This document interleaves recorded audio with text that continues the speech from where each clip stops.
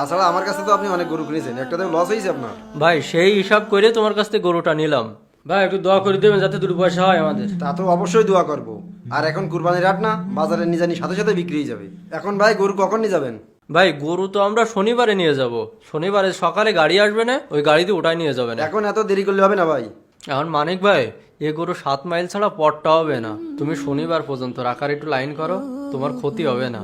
এমনি তো ভাই একটু দাম দিয়ে কিনেছে, এখন ভাই তুমি একটু ম্যানেজ করো, নাইলে আমাদের বড় ক্ষতি হয়ে যাবে। আচ্ছা এখন আর কি করা, যেহেতু আপনারা অনুরোধ করতেছেন। আচ্ছা ঠিক আছে, শনিবারে সকাল সকাল নিয়ে যায়। আচ্ছা ঠিক আছে ভাই। হাফিজুর ভাই চলো। গরুটা কিনে লস হবে না মনে হচ্ছে। এখন ব্যবসা করতে গেলে লাভ লস তো হবেই, দেখা যাক, আল্লাহ ভরসা। ও ভাই এতে কত দিচ্ছেন ভাই? ওতে ভাই 1,80,000 টাকা আছে। ও ভাই আমার 1,80,000 টাকা দিচ্ছেন কেন? 8 টাকা কই? তা আপনার কত দেবো? বেশিছি তো 2 লাখ। 2 লাখ মানে? আপনার 2 লাখ টাকায় গরু বিক্রি করতে কইছি কিডা? 2 লাখ টাকা তো এইতে 2 মাস আগে বলি গেছে। 2 লাখ টাকায় গরু বিক্রি করলে তো আমি সেই সময় বিক্রি করে দিতাম। আপনিই তো বললেন এই গরু 3 লাখ টাকার উপরে বিক্রি হবে। ভাই আপনারে বিশ্বাস করেই তো এই দায়িত্বটা আপনারে দিছি। ভাই সেই বিশ্বাসের ফল কি আপনি এইভাবে দিলেন? এখন ভাই সব ঠিক আছে, আপনি তো শুধু গরুর খাতি দেন। আপনি কি দেখেন গরুর কি হয়েছে? আপনার এই গরুর 2টার 5 সমস্যা রয়েছে।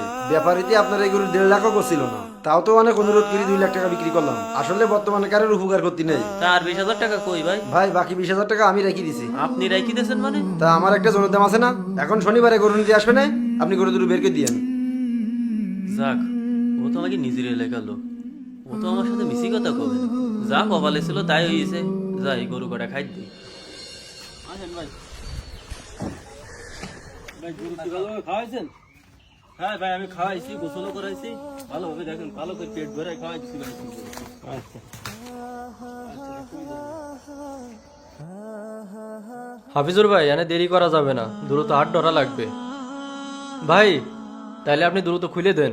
ভাই একটা কথা বলবেন ভাই, এই গরু আপনারা কত দিয়ে কিনেছেন ভাই? না ভাই এগুলো তো আপনার সাথে বলা যাবে না। ভাই সমস্যা নেই, গরুর মালিক আমি, রহমান আমাকে নিজস্ব লোক হয়, বুঝেছেন? বললেই সমস্যা নাই, সে আমাকে পাড়া প্রতিবেশী ভাই হয়। তাহলে এই 2টা গরুই আপনার? ভাই গরু তো কিনা আমাদের একটু লস হয়ে গেছে, কি করব ভাই বলেন। মানিক ভাই তার কাছ থেকে আমরা রেগুলার গরু নিয়ে থাকি, তা আমরা 2টা মিলে 3,80,000 টাকা দিয়ে কিনেছি ভাই। 1,80,000? মানিক যে আমার 1,80,000 টাকা দিলে, সে আমার নিজের লোকই আমার সাথে এইভাবে বেইমানি করতে পারলো?